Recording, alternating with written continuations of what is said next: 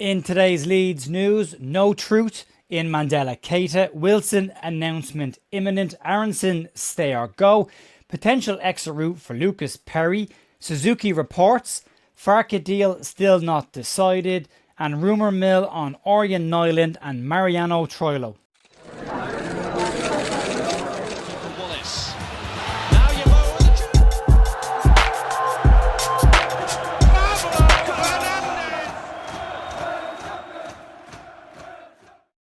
Tuesday the 7th of July, the Leeds View, Jer here with your daily Leeds United news. We do these every day from Monday to Friday, along with a transfer talk wrap up at the end of the week, as well as two podcasts throughout the week that are available on video, on YouTube and audio on all of the podcast applications. You can check it on. We're also part of the Sports Social Podcasting Network.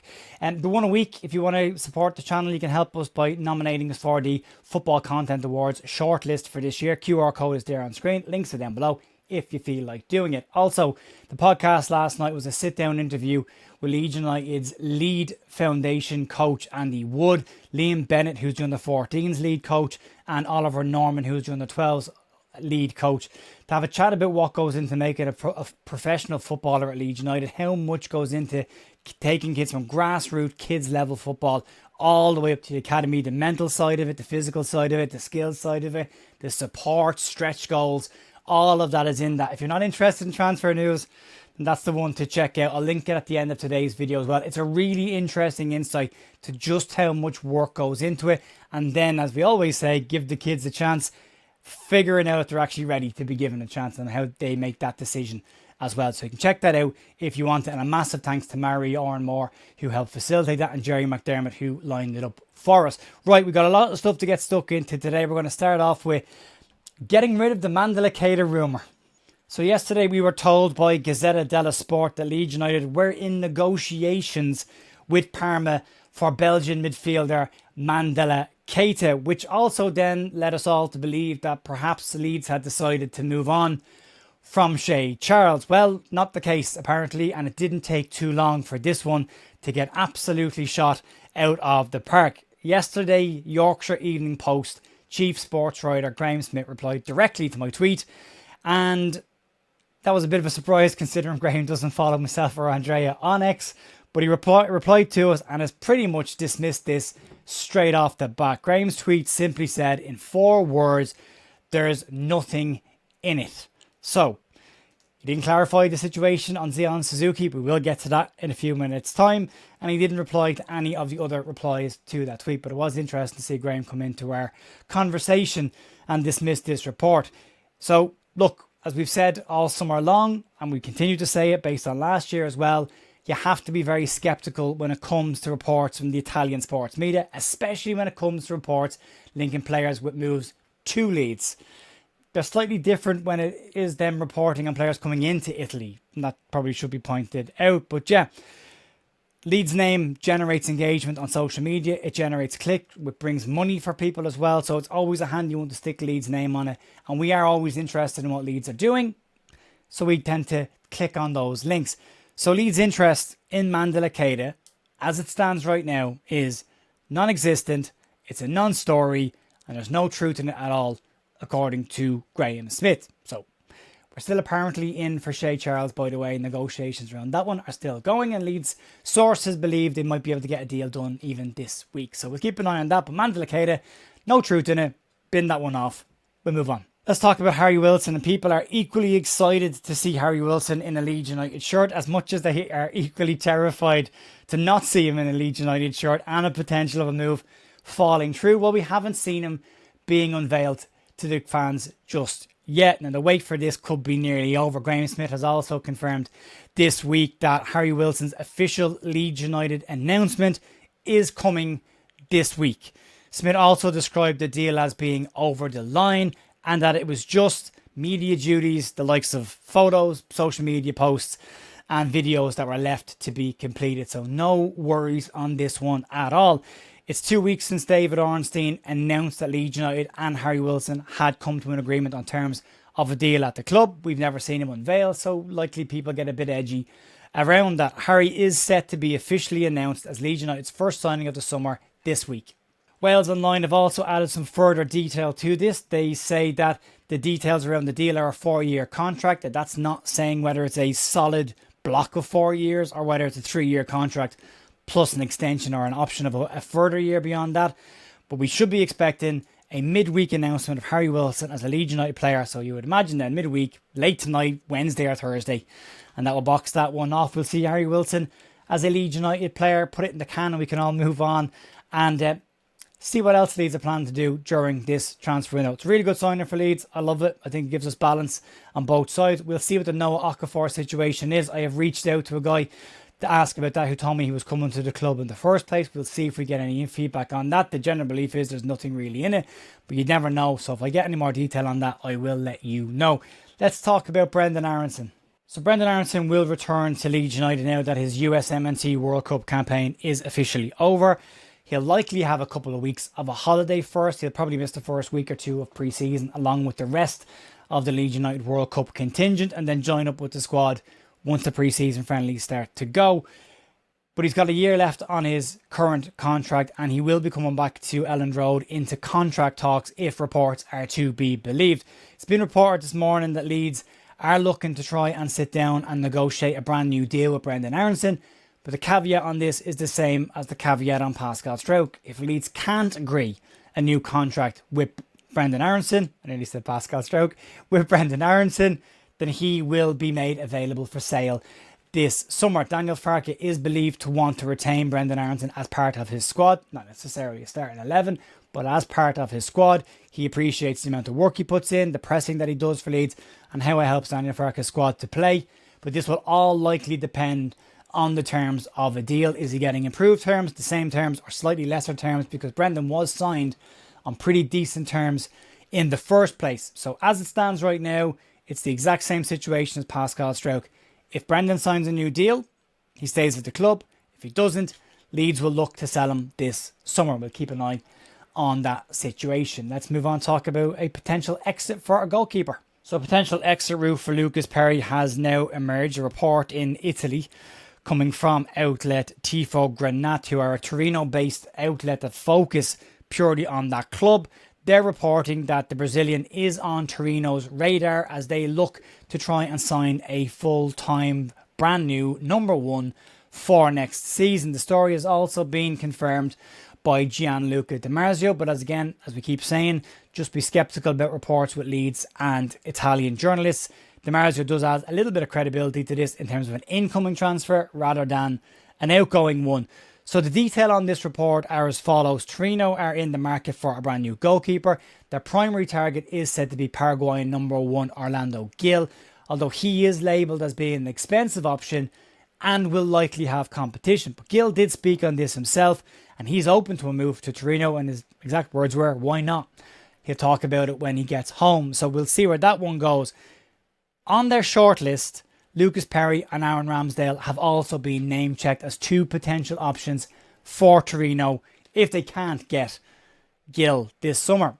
Tifo Granat have described Lucas Perri in their report in very positive terms. They talk about his physicality, his excellent reaction times, as something that would be a huge benefit to Torino next season. But they do also have a bit of a negative caveat on this as well, where they say, well, he was sold to England after one season and he's having issues in England. So there is that to be taken into consideration as well. Leeds would likely look to try and get anything over £10 million if they were going to try and recoup the money they spent on Lucas Perri and maybe even make a tiny bit of a profit. Di Marzio, as I say, can be credible when it comes to Italian-based transfer deals within Italy or players coming into Italy.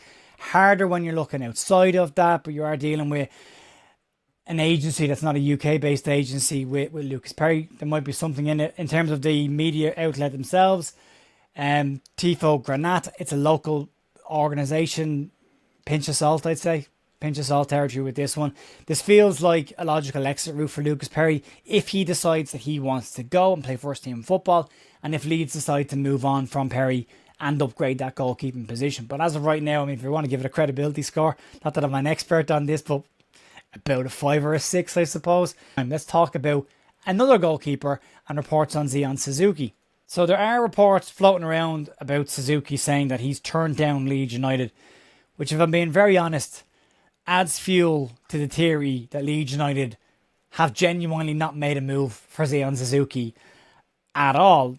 Nicolas Shearer is the one that is putting this out there. Nicolas Shearer is not a reliable sports journalist. I'm not even sure if Nicolas Shearer is actually a journalist at all, but his credibility isn't strong. His track record isn't strong when it comes to Leeds United either. And again, when you consider that Leeds United haven't put in a formal offer for Zion Suzuki, what has he actually rejected? Because Leeds can't speak to the players' representatives until they have at least had negotiations with the club around availability of the player. And that apparently hasn't happened. It's never been picked up by any UK-based or very credible outlets within England. Zinny Boswell at Sky Sports, who I believe far more than anything coming out of the Italian leagues, he said that Leeds were not pursuing Zion Suzuki. They liked him, and that was it. Graham Smith in the Yorkshire Evening Post also said Leeds hadn't moved beyond him being a player that they liked, which would suggest that he was on a short list of potential goalkeepers should they decide to move. It doesn't appear that Leeds have actually made a move. I think if they had an agreement in place, which was being reported a few weeks back, and if again we're now 2 weeks into Leeds being ready to make a formal move, but not actually making a formal move, I think you would have seen this being reported in the YP or in the Athletic as well, and it hasn't been. So for me, I think we've talked about this. I never really felt like this was a concrete story for Leeds. I do feel like Leeds' name was being attached to this because maybe they contacted Parma around about finding out his availability and how much he might potentially cost. But there's more links to Parma coming. We're on 3 now in the last couple of weeks. So we'll get to that at the end in the rumour mill. Let's talk about Daniel Farke's Leeds United immediate future.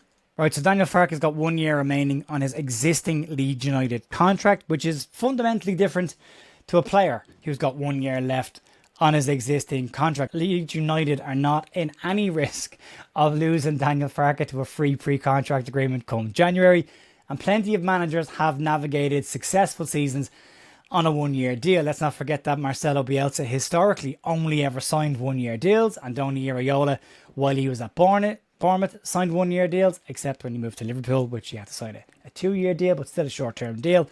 So for me, not a massive rush on this right now. Farke said at the end of last season, and his words are really important when it comes to this, I feel, that he wanted Leeds United to match his ambition, that he wanted to be at a club that was competing for something rather than competing to avoid something. Then Parag Morate spoke on this and he said, Daniel doesn't need to sell his ambition to us. We are aligned. We are on the same page. But to be completely honest, those are just words, and you need to see that ambition carried out in action during a summer transfer window. So as we stand right now, there has been no further ground made on a potential new deal for Daniel Farke, and BBC's Adam Pope has had his say on this, and he was speaking on Don't Go to Bed Just Yet, and he said this. The manager situation, as far as we know, is ongoing as well. We have been in this situation where head coaches or managers have necessarily signed that deal before pre-season starts.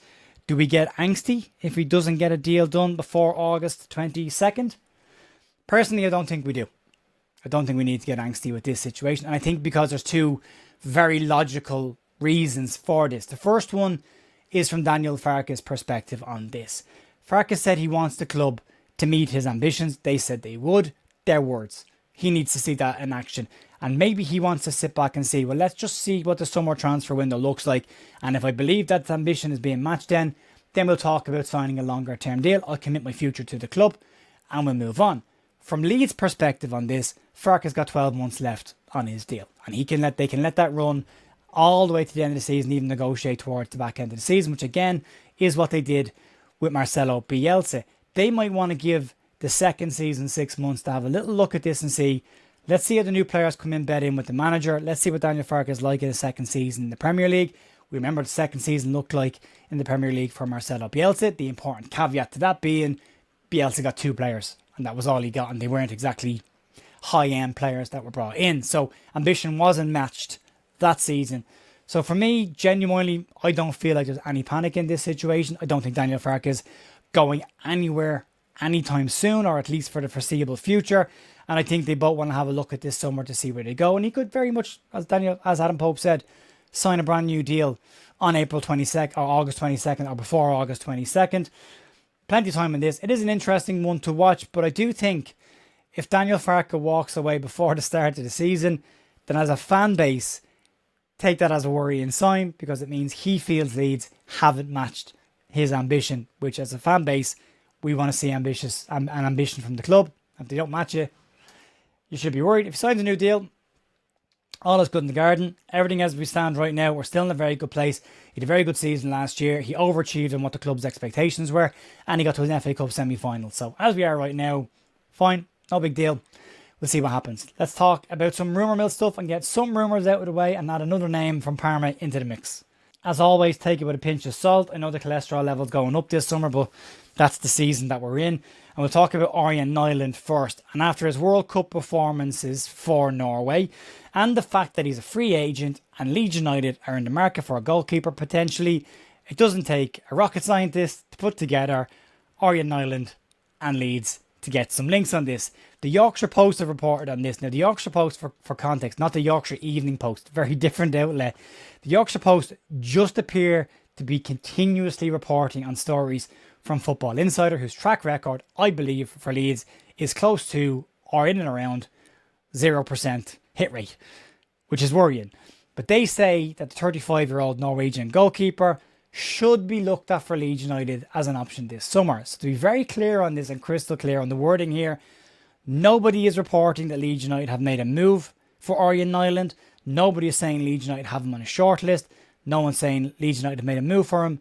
Nothing. All of the reports and the rumours around Orjan Nyland are stemming from an opinion piece from Football Insider, picked up by the Yorkshire Post, and then picked up by some aggregate sites online. It feels like pure clickbait at this moment in time.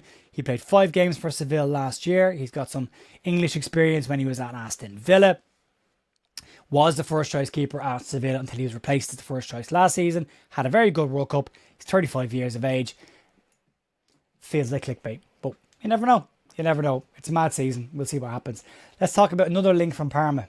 There is an Italian journalist somewhere who is picking up serious mileage and possibly commissions from linking Leeds United with moves for the Parma first team, because this is number 3 and it's Mariano Troilo. And again, this is very much stuck in the rumour mill area. Sports Witness are reporting an article from an Italian outlet, which we'll get to in a second, and they're saying that Leeds United, Fulham and Sunderland all have interest in Parma's 23-year-old left-sided centre-back Mariano Troilo. 23 years of age, left-footed, 6'4", 2-footed player, primarily a left-footed player, but can play with both of his feet and can operate as a left-sided centre-back or a right-sided centre-back, so would at least give you some flexibility there. He joined Parma from Belgrano for €8 million last summer. That's about 6.7 million pounds. Hit a slow start to his campaign in Serie A, which is to be expected from a player coming into a European league for the very first time, but he grew into it and had a very decent season. Come the end of it, Fulham were believed to have made an £18 million offer for the player that was rejected by Parma, and Leeds and Sunderland are now also rumoured to be interested in the player. Now, all of these reports initially stem from an outlet called Parma Live, which is a local Parma fanzine. No formal offers have gone in for the player at this moment in time, or have been reported at this moment in time. Parma are said to be in no rush to sell the defender. Leeds would need to get close to £20 million, is the rumoured asking price, should they decide to make a formal bid for the player. The source on this, as I say, is Parma Live. It's via Sports Witness, not what you call excessively credible, so very much a rumour. He does fit the bill though in terms of a younger age profile for Leeds, over 6 foot in height, left-footed player, can play with the right foot, would give you some flexibility, very physical defender, good in the air. I think at 6'4" he'd be close to, if not Leeds' tallest centre-back if they were to bring him in. But as I say, this is very much, very much in the rumour mill territory, at least for right now. We'll see where it goes. Folks, that will be it for me today. Massive thank you as always for supporting the channel. If you want to nominate us for the FCA Awards this year, you can use the QR code down below my face here or the link in the description. And you can check out the interview with Andy Wood, Liam Bennett and Oliver Norman from the podcast last night on that side over here along with yesterday's videos. Have a great rest of your day. I'll talk to you soon. See you later. Bye.